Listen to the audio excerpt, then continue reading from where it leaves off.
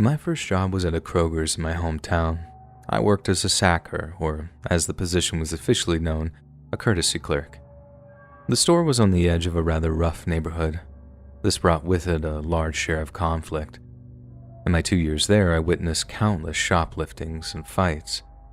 Around Thanksgiving, for example, I watched as two women assaulted one another over the last turkey in the case. While they were busy slapping and pulling at each other's hair, a heavy-set man walked up behind them and took the bird for himself. When they realized that it was gone, both women sighed loudly, turned around, and just walked away. That one still makes me laugh. As for the shoplifting, we were explicitly ordered to not stop them. It was left up to the managers to handle. This usually went off without any problems, although I did hear about a night manager being stabbed stopping a thief, but that was before I worked there, so I can't confirm its truth. I may make light of the crimes I witnessed during my time at the store, but in hindsight, I now realize just how close some of them came to going wrong.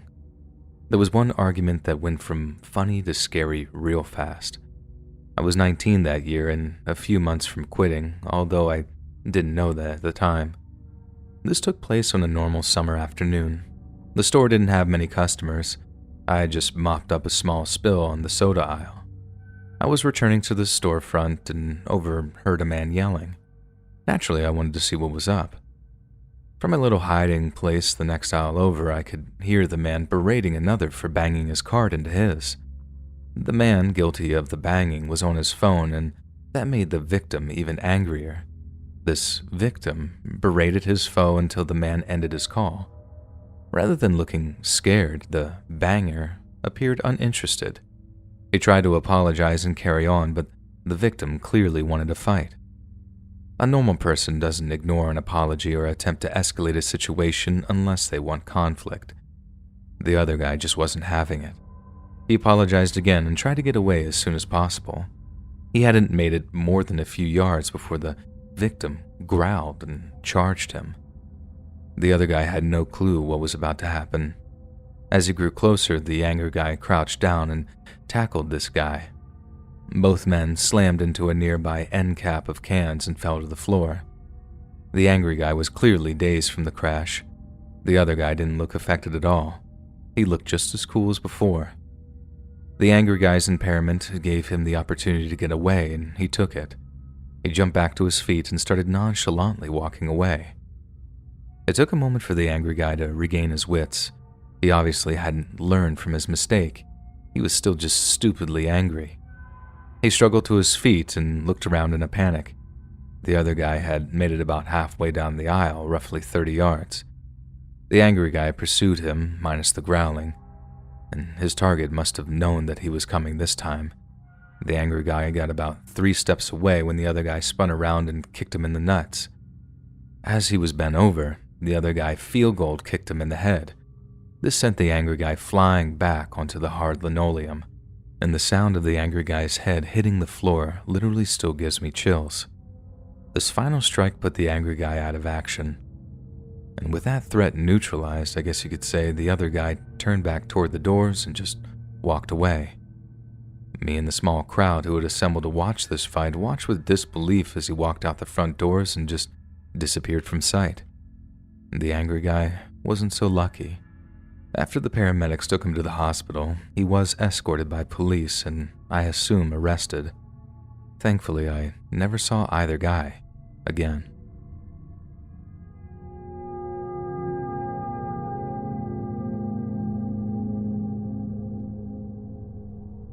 My hometown is a little more than a bump in the road. There's a lot of places like it in the southwestern United States, once thriving cities that can now hardly be called villages. All these little settlements usually have 1 or 2 all-in-one stores, nothing more than bumped-up gas station, grocery, convenience stores. In my town's case, there was only one, and my folks happened to own it. I spent most of my time growing up in the place accompanying one or both parents as they worked. By 12, I was working my summers off from school. I didn't like it, but it was the only way to get money, so I did it. I was lucky, in hindsight. No other kids I knew had the things I had. My story focuses on a terrifying incident I experienced in the summer before I left for college. I was 18 and excited to get away from home for a while. In the back of the store, we had a small kitchen area where we sold greasy crap like hamburgers and fries. There was a small group of older men who came in every morning for breakfast. They'd sit at a small dining area tucked out of the way, eating, drinking coffee, and gossiping. I'd known most of them my whole life and left them to serve themselves while I watched the front. It was after 8 a.m. when this strange man came in. He looked very nervous and messy in general. The first time I saw him, he came in for only about 30 seconds. He looked around very briefly, walked up and down the aisle, and then exited. He returned to his car and sat there alone. It looked like he was having an argument with himself. I assumed that he was leaving and went back to my other work. About a minute passed and I heard the chime on the door go off. I turned to see that it was the same crazy man. He glanced around for a second time, but rather than leave, he approached the counter. I asked him if he needed any help, but got no answer. He glanced around the store again, then looked at me and smiled. I started to ask him again, but was interrupted. Quickly, he pulled a small kitchen knife from his pocket. I freaked out and screamed. I looked out at the gas pumps for help, but no one was there. The man ran forward and hopped over the counter. There was no space for me to escape. This threw me into a total panic. I was wailing and unable to communicate. He grabbed me and ordered me to open the cash register. The situation was chaotic. I was too terrified to think clearly. This just made the crazy guy even more angry. He started slapping me, then showed me the knife. This calmed me down enough to push the no sale button and the register sprung open. He threw me down onto the floor and began scooping money from the drawer. I laid there watching as he did this, hoping that he had no more use for me. Suddenly, a big shadow appeared over me and grabbed my assailant. The shadow and the crazy guy struggled briefly until the crazy guy disappeared behind the counter. The shadow followed quickly behind. Now I was more confused than scared. I got up to my knees and looked over the counter. And to my amazement, 2 of the breakfast regulars were trading punches on the robber. In the confusion, I had forgotten completely about them. Being tucked away around the corner made them all but invisible to anyone in the store, including myself. Still a bit disoriented, I remained there watching the men beating up on the guy for at least a minute or 2. I'd never seen someone take such a whipping in my life. Only later did I see that one of the men had been slashed by the crazy man. That probably accounted for the extra rough treatment. It reached a point where I figured I better step in before they actually killed this dude. I just asked calmly and they stopped. The attacker laid motionless on the floor while he bled like a pig. I came around the corner and thanked them for their help. While I wrapped the man's wounds and the other gentleman called in to the sheriff, everyone told the sheriff their sides and the crazy guy got a free ride to the county jail. My 2 heroes were awarded with free breakfast for life by my parents. Speaking to my parents, I'm ashamed to say I waited a good 4 hours until I called them. They were naturally upset and gave me a few days off to recuperate. Instead of talking to someone like I should have, I used the opportunity to just get drunk with my friends. I never really took the time to deal with this, and this would come back to haunt me later in college, but that's a whole different story for another day. Maybe I'll share that with y'all in the future. Thank you all for your time, and please do stay safe.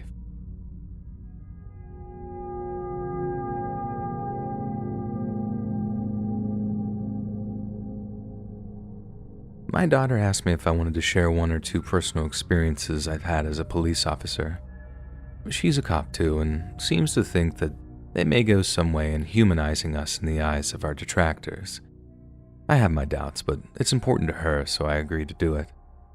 So you may understand my way of seeing things. I'll give you a bit of background before I retired. I grew up middle class in the Midwest of America. After a few years of college, I quit and joined the Army. Soon after I enlisted, Iraq invaded Kuwait and we were sent to drive them out. I didn't see much combat, thank God. After my enlistment ended, I got out and enrolled in the police training program. I graduated that and became a street cop, The majority of my career was spent on the streets until I retired a couple of years ago. These days, I earn my daily bread as a gunsmith, and that's about the lot of it. The story I'm telling today started not long after I got my first assignment. I answered a call at a supermarket. The female manager met me at the front doors and informed me that a man was bothering customers. I walked around the store until I came across a disheveled middle-aged man. He was talking to a pair of teenage girls. They were visibly distressed, so I approached and told the girls that they could leave. Without blinking, the male turned to me and continued his conversation. He wasn't aggressive or loud, but you could tell from his body language and behavior that he clearly had some sort of mental illness. I asked him some questions and he answered politely. I mentioned that some people had complained about him. His only reply was, "Okay." He apparently lived nearby with his sister. Unsure of what to do, I thought for a minute and suggested that he may want to return home in case she was looking for him. This tact seemed to have worked, as he said okay again and headed toward the front. I followed him alongside, continuing to make small talk. Everything was going well until he noticed the manager standing nearby and unexpectedly blew up on her. I approached him and inquired what was wrong.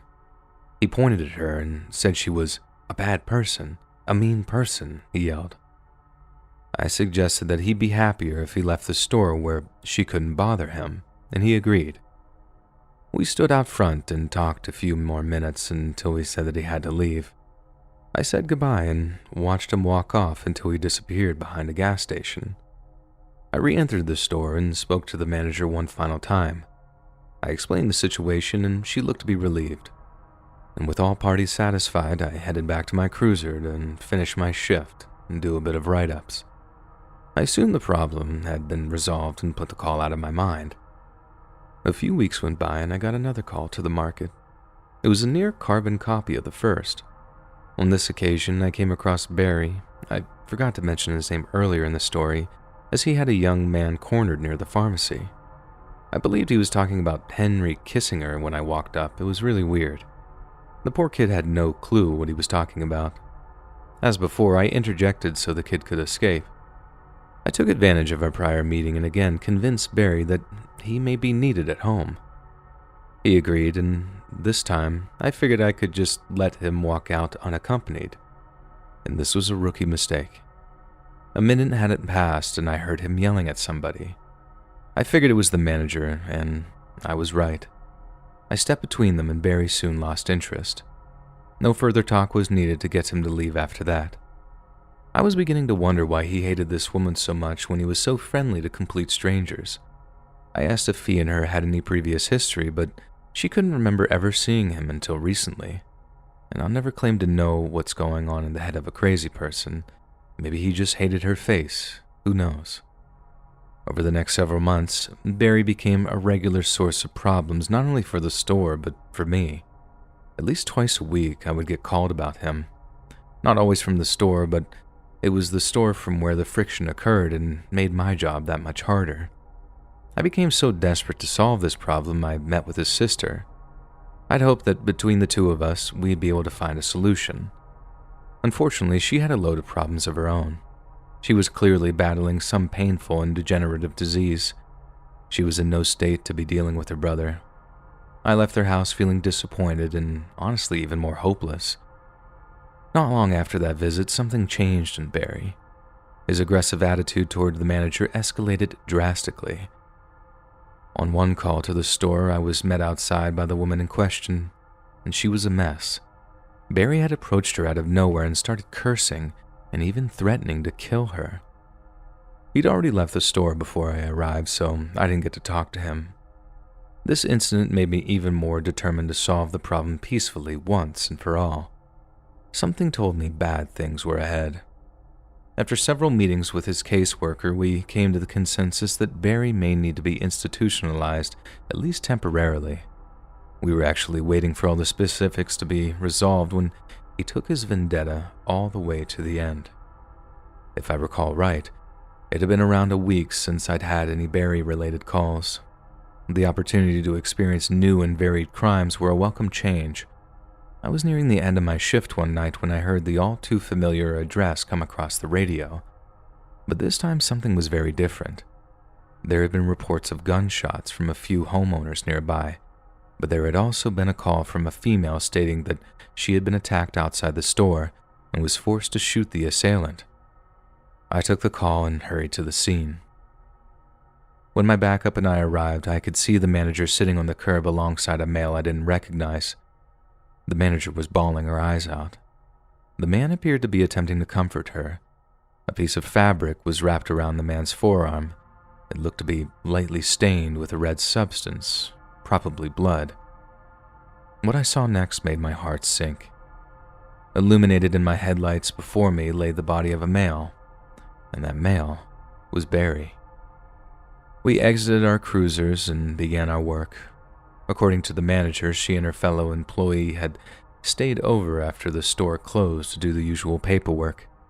The gentleman was walking her to her car when Barry appeared from the bushes and began ranting at her as usual. Only this time, he was waving a knife around.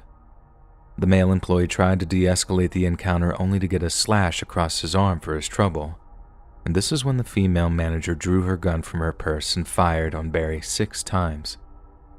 He had unfortunately passed before we arrived.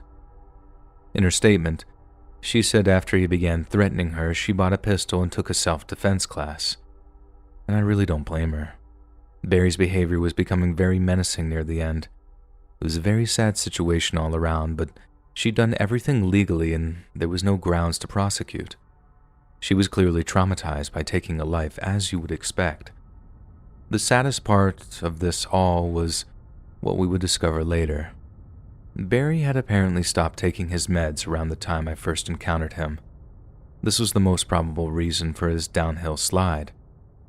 I did get to speak to his sister on one more occasion. She indicated that he would occasionally fixate on a single person, and this person was usually a stranger in a position of power. In certain instances, he would stop taking his medication, this would be amplified.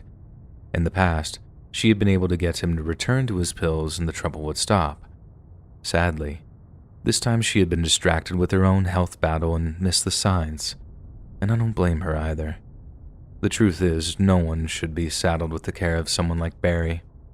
In this case, it truly does take a village. Out of all the things I saw and dealt with in my career, what occurred in those few months involving Barry have stuck with me ever since. The way in which I interacted with suspects, how I handled unknown situations, all of it grew out of how things played out in his case. His death made me a better cop, believe it or not. I realize that may sound odd, but I assure you it's true. I was determined to avoid similar results in the future. The citizens I interacted with weren't always happy with my decisions, but it kept people safe, and that's all that mattered to me at the end of the day. What I've written here is the bulk of what occurred in that case. There may be a few facts I chose to leave out, but the idea is still the same. When my little girl came to me with this idea, I was not only skeptical, but more than reticent to share personal aspects of my career. This story in particular doesn't portray me in a very professional light. I don't think most cops would like people to know just how clueless we all are at the start of our career. Initially, I planned on writing about another case, but then realized this story was perfect for what my daughter had envisioned. As for if I actually achieve what I set out to do, that's up to the readers to determine. I did my best. Not being a professional writer and all, I hope what I was trying to say came across clearly enough. I've definitely rattled on much longer than necessary, and although I have a lot more I'd like to include, I'll just end here.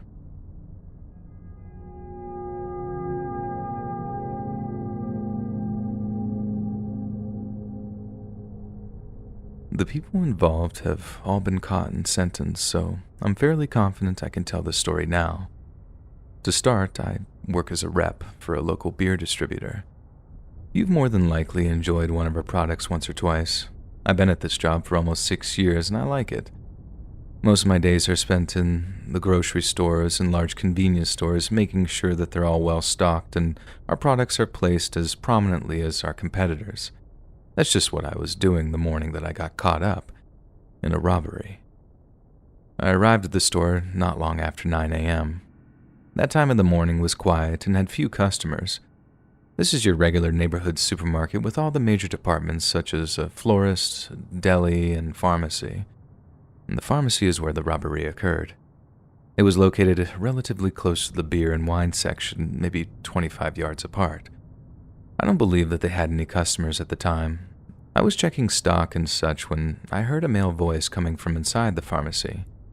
You could tell that he was trying to be quiet, but something had caused him to raise his voice suddenly. His tone made me a little uneasy. I walked a short distance to a spot with a clear view of the counter. From my perspective, I could only see one man. He was holding a semi-automatic pistol in one hand and a large canvas bag in the other. He had some type of N95 mask covering his face. I should have stepped away and found a safe spot to call 911, but I heard another man speaking out of my range of sight. I moved up a few feet as quietly as possible, and now I could see the whole scene. The second man was pushing and yelling at a pharmacist, sticking a pistol to his ribs. He wasn't screaming, yet I could hear every word clearly from my position. I was mystified at how no one in the store hadn't heard him too. The first man, the one holding the bag, was focused on any external threats. His eyes darted back and forth, scanning the room. It's a miracle he never saw me. The stack of beer cases did little to conceal my body, and I think he was too nervous to really see anything that wasn't right in front of him. When the second man had filled the first bag, he set it down and took the other from the lookout, the first man. He ran over to a shelf and began sweeping all the bottles into the bag. He repeated this with 2 more shelves. Everyone working in the pharmacy was frozen in fear. They wouldn't even look the robbers in the face. A female was crouched down on the floor and just happened to be in the robber's path. He tripped over her as he ran toward the counter to make his escape. He got up furious and began beating the female over the head and back. She instinctively wrapped her arms over her head and curled into a ball. He did this 4 or 5 times before the gun fell apart in his hand. He stared in disbelief at his hand. His partner slapped him across the arm and he snapped out of his daze. The pair grabbed their bags and fled from the store without anyone lifting a finger. The whole robbery lasted no more than 3 or 4 minutes max. I waited until I couldn't see them any longer before running to offer aid. The female employee was terrified beyond belief, but looked otherwise unhurt. I'm sad to say my assessment at the time was way off the mark. She didn't have any visible wounds, but the experience scarred her mind so badly that she was unable to return to work. The head pharmacist was already on the phone before I arrived. The employees were handling the situation very well considering what they'd been through. I was shaking so badly my teeth were actually chattering. I believe now that there may have been a few in the store besides myself who were aware of what was happening but were just too scared to do anything. It was only after they saw me assisting that they felt it safe enough to approach. I don't blame them at all. After all, I hid and watched like a frightened child as a woman was pistol whipped repeatedly, and I have no room to criticize. Slowly, customers and store employees started trickling over to help. The police arrived and questioned everyone they could. I'd watched almost the whole thing, but could give them very little. This is right in the middle of the pandemic. Everyone and his brother were wearing some form of mask. The female employee who had been attacked was taken away in an ambulance, and the rest just stood around unsure of what to do. I stayed around after the police left and helped the pharmacist close up the pharmacy for the remainder of the day. Once that was done, I moved on to the next store and worked the rest of my shift. I must have still been in shock, to be honest. My boss was a bit surprised when I told him, but thankful. There wasn't much as far as news until the start of 2022. The men involved in the robbery were caught during the execution of a similar robbery at a CVS. Both took pleas and are currently serving sentences in state prison. I have no idea if the criminals will change their ways, nor does it really matter, I suppose. I'm sure I can speak for everyone in saying that it's a relief they've been caught and are off the streets. I'm handling things well myself, but I wasn't one of those in the middle of the robbery. They are the ones I'm concerned about. Hopefully with time and counseling, they will all be able to reclaim a somewhat normal lifestyle again, and they deserve it. If you could, please pray for them.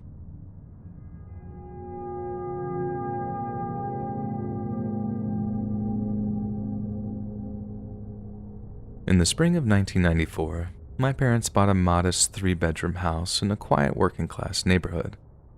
Along with my partner, my mother and me still live there but are soon moving to another area. Throughout my childhood, I watched a safe, family-oriented place slowly become a crime-ridden hole. I tried telling myself it wasn't that bad. I hoped things would change and I'd be proud of my home again. Then I became a victim of a crime and was forced to acknowledge it, and once and for all, I realized that things weren't going to get better. It occurred as I was leaving my job one evening. At the time, I was working at a supermarket not far from the house. I'd been employed at this specific store for over 12 years. I had started at 16 as a bagger and worked my way up through the ranks. When I chose not to go to college, the company rewarded me with a promotion to head checker. I'd only just recently been promoted to the position of shift manager and had worked 9 hours that day. Our household only had one usable car between the 3 of us. I worked close to home, so I walked and left the car for my partner. On this evening, the sun was just starting to go down. I had turned the corner and just set foot on the sidewalk when I noticed a couple loitering up ahead of me. I didn't really pay them any mind and continued my walk.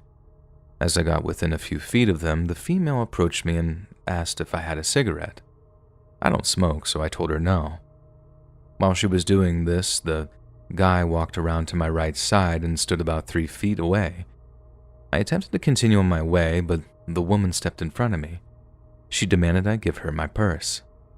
I was disgusted and told her to screw off. She grabbed for it, but I pulled it away. I looked around for a path to escape. He stepped forward a few steps and she spoke under her breath. "Don't get any ideas. He's got a gun." I could see his right hand stuck in the pocket of his jacket. He pushed it towards me. I did consider the possibility that it was just his finger, but I wasn't ready to take the chance. Both were definitely addicts. They were skinny, dirty, his eyes were hollow and dead. If anyone was capable of murder, it was probably him. In light of the situation, I chose to let her take my purse. Something happened when she got closer. I got a better look at her face and I realized that I actually recognized her. She had grown up a few streets from me and was once a happy and nice girl. Her life had seemed normal until she became pregnant at 15 and was forced to quit school. I don't remember seeing her after that. My face must have betrayed my thoughts. She stopped what she was doing and gave me a suspicious look, and my heart began pounding. I was afraid she could hear it, and she gazed at me for a moment. "What's your problem? Why are you looking at me like that?" The male, who had been antsy the entire time, became annoyed at the girl and told her to hurry. He was staring down the sidewalk when an older man was walking his dog in our direction. My mouth became dry and I reflexively swallowed. I could barely answer.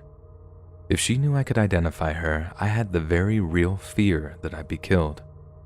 I did my best actress performance and said that I was just scared. And just like that, she went back to normal and took my purse away from me. Now that they had what they wanted, they walked quickly across the street out of sight. And I must have been in shock. I stood in that spot a good 15 minutes trying to think of what to do. My phone had been in my purse. 911 wasn't an option at that point. In the end, I decided to just walk home. My mom was cooking dinner when I arrived.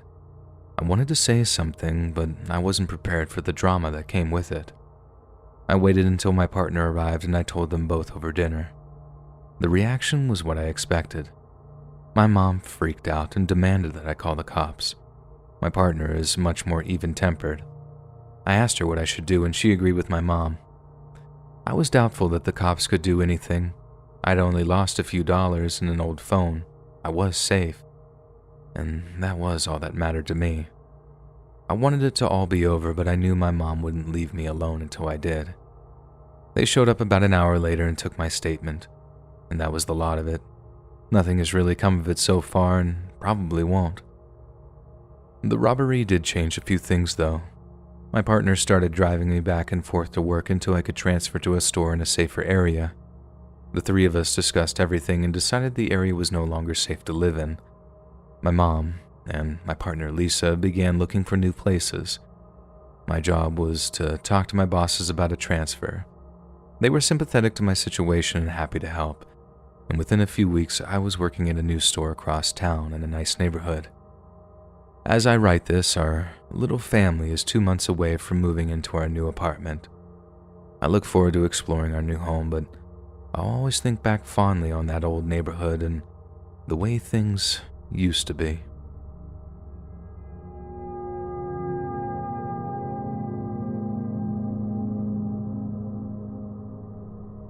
I guess to make things as simple as possible, I'll start the story directly following my breakup. I say breakup, but in truth, I was dumped. It was my first relationship, and when it ended, I was deeply depressed. I won't lie, thinking about taking my own life entered my mind several times a day. Had it not been for my fear of death and the constant support from Mike, I may have done it. Mike and I had been friends since kindergarten, and his upbeat, positive attitude would prove to be a big help in that time after. I had lost interest in hanging out and began spending all my time sleeping.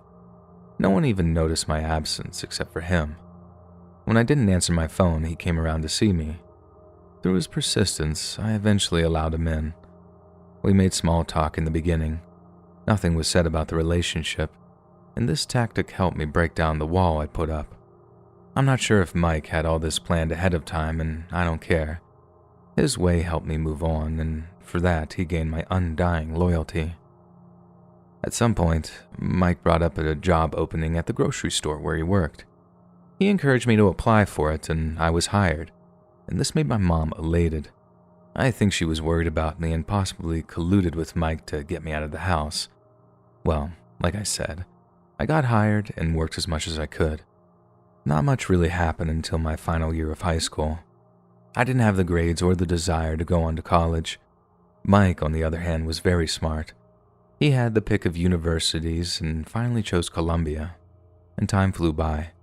Before I realized it, Mike's final week in town arrived. He and I had been scheduled to work one final shift together. Then he'd be off across the country for the best part of 4 years. It was a normal shift in every way, except maybe we screwed around a bit more than usual. We raced each other with the carts once in a while, but that day we went all out. An hour before the shift ended, he and I just happened to be out in the lot at the same time. We gave each other a nod, which meant that it was time to race back to the doors. Our carts were lined up roughly the same place, just one aisle apart. We readied, and on my signal, we began the race. And honestly, it was neck and neck. Both of us had a clear shot to the door. I was just ahead as we reached the end of the aisles. A space of roughly 20 yards stood between me and glory in my mind, and the coast was clear. Until it wasn't. Out of nowhere, a truck sped into the lot and smashed into Mike's cart. The force of the collision threw him and the cart into the front sidewalk. This almost happened to me, but I stopped just in time. And I watched in horror as the driver hurried out the other side of the lot and just disappeared as fast as he'd arrived. People were already huddled around Mike. His body was slightly twisted and he was unconscious. I freaked out and started yelling for someone to call 911. I tried to grab and shake him, but an older lady stopped me. Emergency services showed up incredibly quickly. Against my will, I was forced to stay behind and talk to police. I hadn't gotten a plate number or anything, so I was basically useless. As soon as the cops finished with me, I raced to the hospital. I wasn't prepared for what I'd heard when I got there. The thought of Mike dying hadn't entered my mind. Why would God let something so senseless happen? I guess God must have had something better to do that day. The docs thought that he likely died the second that he was hit. This was a small yet welcome comfort, I guess, in my mind. And too bad it did nothing to stop the guilt. And the guilt is the worst. No matter how long it's been, the guilt never really ever goes away. I've been beating myself up for over 6 years now. That's about all there's left really to discuss, too. The driver was never caught, but I never expected him to be, really. And that's how life has always worked out. Sometimes I wish, we'd all be vaporized in some big war, and honestly, things are looking like they may be like that soon. I'm really sorry if this just ended on such a bleak note, but none of what happened in my life has made any sense. I have achieved nothing, and it looks like that won't change anytime soon. I miss my friend horribly and pray there is an actual afterlife so I can see him again. If you're lucky to have someone in your life as great as I did, spend every moment as possible with them. Tell them just how important they are to you. If Mike was here right now, that's what I'd do. Never forget, friendship is the greatest gift we've been given. Don't squander it.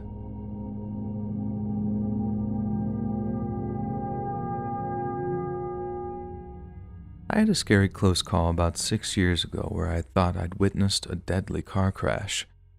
It was just after 2 a.m., and I was returning from a friend's house. He'd had a small birthday party. He's a recovering addict, so there wasn't any booze around, and it was nice not to have to find a ride home for once. This all took place in January.